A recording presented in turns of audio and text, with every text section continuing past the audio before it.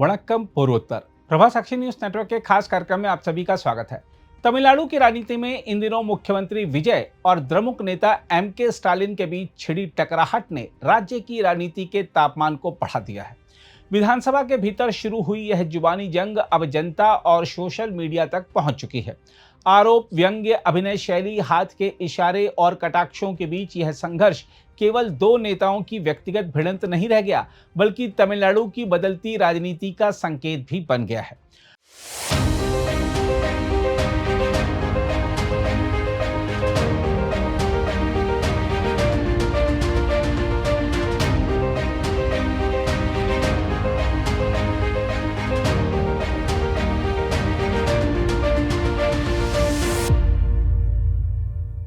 हम आपको बता दें कि विवाद की शुरुआत विधानसभा में राज्यपाल के अभिभाषण पर धन्यवाद प्रस्ताव के दौरान हुई। मुख्यमंत्री विजय ने अपने पुराने फिल्मी अंदाज में एक छोटी कहानी सुनाते हुए विपक्ष और खास तौर पर द्रमुक पर निशाना साधा। उन्होंने चुनावी हार का जिक्र करते हुए विपक्ष के नेता उदयनिधि स्टालिन पर तंज कसा और कहा कि उनके पिता दिखाई नहीं दे रहे हैं। विजय का यह व्यंग्य सीधे एम.के. स्टालिन पर था, जो विधानसभा में मौजूद नहीं थे क्योंकि वह विधानसभा का चुनाव हार गए थे।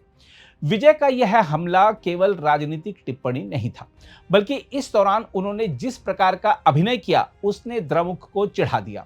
भाषण के दौरान मुख्यमंत्री विजय ने वही हाथ का इशारा दोहराया जो हाल के महीनों में स्टालिन से जोड़ा जाता रहा है और जो पहले ही राजनीतिक मीम बन चुका था। यह दृश्य कुछ ही देर में सोशल मीडिया पर तेजी से फैल गया। द्रमुक विधायकों ने विजय के भाषण का विरोध करते हुए सदन से बहिर्गमन भी किया, लेकिन मुख्यमंत्री ने अपना भाषण जारी रखा। वहीं एम.के. स्टालिन ने भी पलटवार करने में देर नहीं लगाई। तिरुवारूर में एक सभा को संबोधित करते हुए उन्होंने कहा कि विधानसभा में रहें या ना रहें, वह जनता के मन में हमेशा मौजूद रहेंगे। उन्होंने कटाक्ष करते हुए कहा कि अगर किसी को उन्हें देखना है तो सचिवालय की उन फाइलों में देखे जहां क्लेंजर अधिकार योजना जैसी जन कल्याणकारी योजनाएं दर्ज हैं। स्टालिन ने यह भी कहा कि राजनीति को अभिनय का मंच नहीं बनाया जाना चाहिए। स्टालिन ने विजय पर विधानसभा की गरिमा घटाने का आरोप लगाया। उन्होंने कहा कि मुख्यमंत्री का भाषण जनहित के मुद्दों से ज्यादा फिल्मी प्रस्तुति जैसा था। उन्होंने कहा कि बिजली कटौती, किसानों की समस्याएं, कानून व्यवस्था और चुनावी वादों जैसे गंभीर सवालों पर कोई ठोस जवाब नहीं दिया गया। स्टालिन ने यह आरोप भी लगाया कि विजय ने किसानों के आंदोलनों को विपक्ष के उकसावे से प्रेरित बताकर किसानों का अपमान किया है। द्रमुक नेता ने विधानसभा की कार्रवाई के फिल्मांकन पर भी सवाल उठाए। उनका कहना था कि विधानसभा अध्यक्ष ने मुख्यमंत्री के भाषण को एक ही दृश्य में बिना व्यवधान के रिकॉर्ड होने दिया, मानो विधानसभा की कार्यवाही नहीं बल्कि किसी फिल्म की शूटिंग चल रही हो। स्टालिन ने विजय को सलाह दी कि वह अभिनेता की छवि से बाहर निकलकर मुख्यमंत्री की जिम्मेदारी निभाएं। देखा जाए तो यह टकराव केवल व्यक्तिगत बयानबाजी तक सीमित नहीं है, इसके पीछे तमिलनाडु की राजनीति में उभरती नई शक्ति संतुलन की कहानी छिपी हुई है। विजय ने साल 2024 में अपनी पार्टी तमिलगा वेत्री कशगम की शुरुआत की थी और कम समय ही में वह राज्य की राजनीति में मजबूत उपस्थिति दर्ज कराने में सफल रहे। उनकी लोकप्रियता का आधार अभी भी काफी हद तक उनकी फिल्मी छवि है, लेकिन विधानसभा में उनके आक्रामक तेवर यह दिखाते हैं कि वह खुद को केवल अभिनेता नेता के रूप में नहीं बल्कि एक वैकल्पिक राजनीतिक केंद्र के रूप में स्थापित करना चाहते हैं।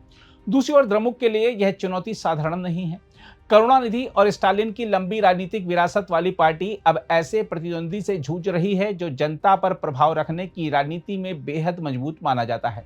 विजय की शैली युवाओं और पहली बार वोट देने वाले मतदाताओं को आकर्षित कर रही है। यही कारण है कि द्रमुक उनकी हर टिप्पणी का तत्काल जवाब दे रही है।